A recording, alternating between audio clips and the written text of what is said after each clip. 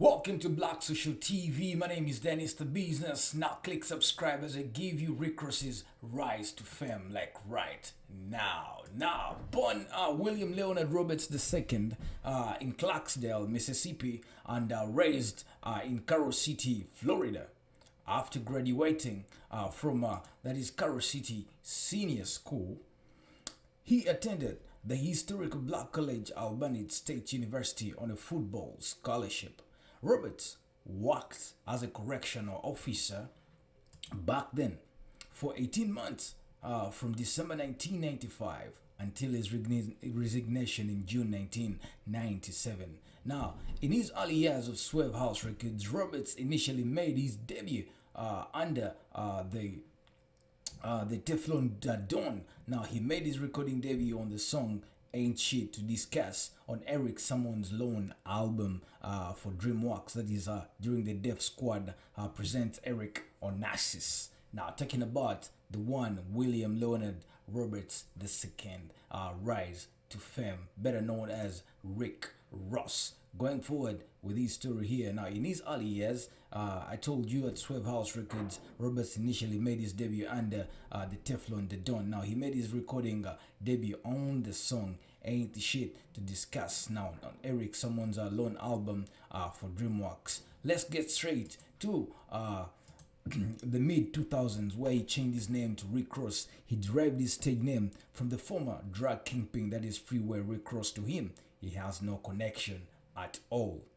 After signing after signing to Swerve House Records, former label, to rap duo that is 8 Ball and MJG, he eventually signed a deal with Sleep and Slide Records, which has been under the Def Jam label since 2006. Now, while signed to Sleep and Slide, Roberts toured with fellow rapper that is Trick Daddy and made guest performances on other Sleep and Slide albums. We're heading forward to the year 2006 to 2008, where we talk about the Port of Miami and Thriller. Now, his debut album of Port of Miami was released in August 2006 and debuted at top spot on the US Billboard 200 album chart with about 187,000 units of sales during just the first week. Now, one Christian Howard of the Rolling Stone magazine predicted that it would be the summer's biggest rap record. Now, the single "Push It," which samples Scarface, that is Push It to the Limit, the theme song from the gangster films Scarface. The music video for Push It was modeled after that very film. Now, going forward, during that time, Ross made his guest performances and two singles from DJ Khaled's debut, Listen, the album. Wow. William Leonard Roberts II, we're talking his rise to fame. Straight up to Port of Miami, I received gold certification from the Recording Industry Association of America back in November 8th. That is the year 2006. Going straight to March 2008, his second album, Thriller, was released, and its predecessor, Port of Miami, had debuted at the top of Billboard 200. Now, its lead single, Speeding, featuring R. Kelly, peaked at number 21 on the US Billboard, bubbling under top 100 singles. Now, the next one, The Boss, featuring T-Pain, peaked at number 17 on the Hot 100. Now, the third single, Here I Am, featuring Nelly and Averistom, it was ranked the Ross on the fourth spot in its 2008 hottest MCs in the game list among the 10 rappers. Now, this year of 2008, we are talking the top of the game, or the top of the game of Rick Ross, aka William Leonard Roberts II, and he was among the hottest MCs in the game. And the fourth single, This Is the Life, featured the likes of Trey Songz. Why don't we go straight to 2009, where Rick Ross gave us Deeper Than the Rap. Now, Rick Ross himself was quoted saying that I look at the game and the business and all different aspects. It's a lot of great lyricists on the corner that will never properly understand the business and know how to market themselves and get in position where they can gain capital. I look at all the strategies of people that they use and what made them successful, what made Badman just as relevant after today, selling about 51 million records. That intrigues me. Now, to just see the likes of Jay-Z and the accomplishments he has made, and see how he sits back and accurately makes his moves. Those were Rick Ross's kind of words. Now, a track from the album called Valley of Death was what stood out for the MTV media this time around. In the song, Ross speaks briefly on his controversial stint as a person, a person or a prison guard this time around. Talking about the prison guard, that's the picture that we saw on the internet, and obviously it was proved to be Rick Ross. Now, getting back to the real story here, keep it Triller nigga never had a gun and badge, which he stresses leaving the world that was indeed an officer of the law. Kept a nice watch, smoking on 100 sack. Back in the day, you sold crack for some nice kicks. Keeping school, I saw my friend stabbed with an ice pick. Can't criticize niggas trying to get jobs. Better get smart, young brother. Leave yours. Later, Rick Ross implies that while he was working as a correction officer, he was on the streets, only lived once, and he got 2 kids, and he had to feed all of them. Now, those are some of the lyrics that Rick Ross threw out this time when he was top of his game. His name is William Leonard Roberts II. Now, the cover of a May 2009 issue, it issued Rick Ross Up in the Smoke, featuring Ross wearing a pair of LVs, the glasses after publication. Then, just to inform them that Rick Ross was sporting maybe they were fake sunglasses, and it was later revealed that the rapper was wearing authentic Louis V's. Yeah. Now, why don't we go straight to the 2010-2013, where we're talking the prime Rick Ross here. Now, Ross had a number of accomplishments by the year 2010. Now, in May, he released critically acclaimed Albert Anastasia EP. In addition to that, he released his 4th studio album entitled Teflon Don on July 20th, 2010. The lead single was Super High, featuring the likes of R&B star Neo, actress Stacey Dash, that made an appearance in the music video also. Now, a second official single was released titled Live Fast, Die Young, which features the producers like Kanye West. Talking about the album debut, that was at number 2 this time on the Billboard 200, selling about 177,000 copies in just the first week. Now, November 2010, the rapper and the frequent collaborator Diddy, who in 2009 signed Ross to a management deal with Ciroc Entertainment.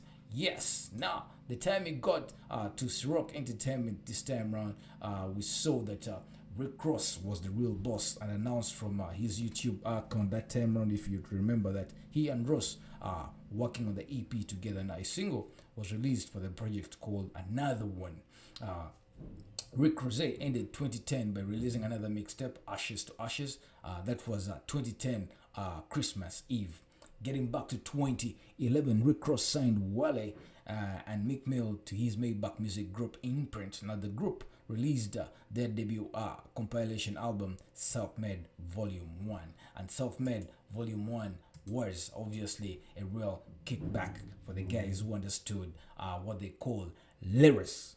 Lyrics this time around. Now, BET Awards 2011, that was June 26th, also received a nomination for Best Male Hip Hop Artist, and in 2012, Ross was named the hottest MC in the game, the biggest boss. We're talking big things here, and they were happening for Rick Ross' successful career in 2012 as well.